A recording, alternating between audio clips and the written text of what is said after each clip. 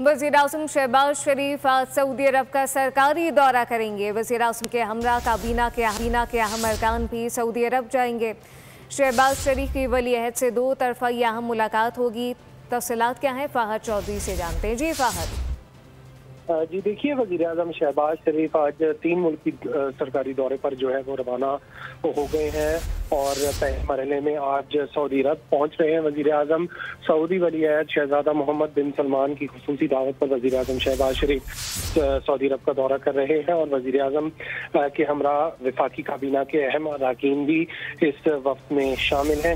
वज़ीर-ए-आज़म की वली अहद से दो तरफा मुलाकात होगी, जिसमें पाक सऊदी अरब ताल्लुकात के तमाम पहलुओं का जायजा लिया जाएगा। इसके बाद मरहले में कल वज़ीर-ए-आज़म सऊदी अरब से बरतानिया पहुंचेंगे, जबकि बरतानिया के बाद वज़ीर-ए-आज़म अमेरिका का दौरा करेंगे, जहां पर जो है अक़वाम मुत्तहिदा की जनरल असम्बली से वज़ीर-ए-आज़म शहबाज शरीफ खिताब करेंगे।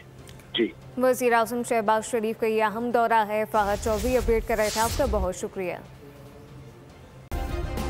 सब्सक्राइब करें और बेल दबाएं ताकि कोई खबर रह न जाए।